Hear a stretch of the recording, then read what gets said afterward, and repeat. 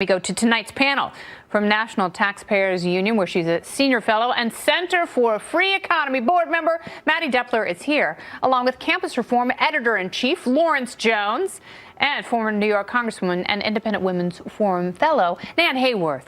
Welcome, everyone. Thank you, Kennedy. So let's dive into this because the markets really like this, Maddie. And we have seen, yes, a positive upswing. We had a few days of delirium and depression with the markets.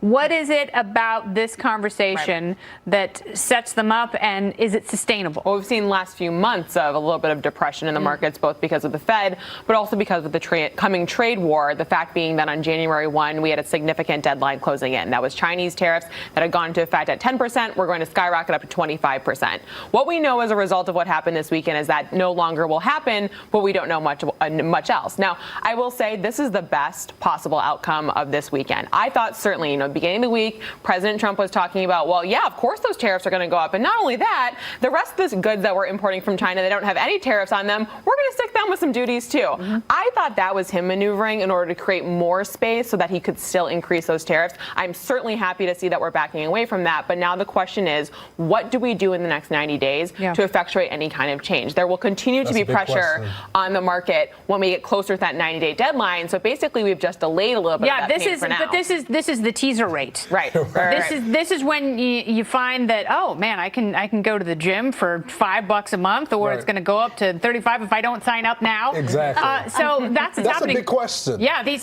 tariffs are at 10%. They could go to 25% after 90 days. China is talking about limiting tariffs entirely on automotive exports from the U.S. There's no confirmation from China on that. No confirmation We've seen a lot from the anything. United States, maybe not. So that could benefit manufacturing here, but also some of the farm tariffs being 86 and U.S. farmers being able to have greater access. Yeah, and I think that's part of the problem. Larry Kudlow was asked about this, and what he said was that they have understanding.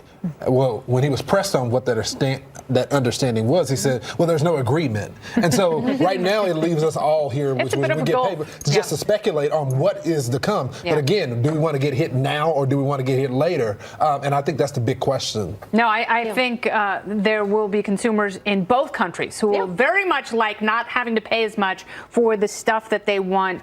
How much is this a credit to the president's toughness? Well, the president is taking on issues that have been not effectively dealt with for years, if not decades, including the very significant issue, which everybody agrees on, of Chinese technology theft.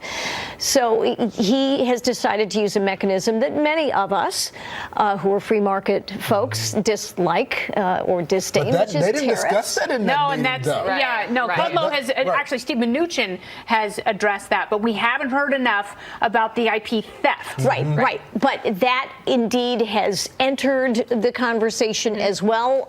Lighthizer has just been named as, and we know he's a hardliner, and he has been pro-tariff.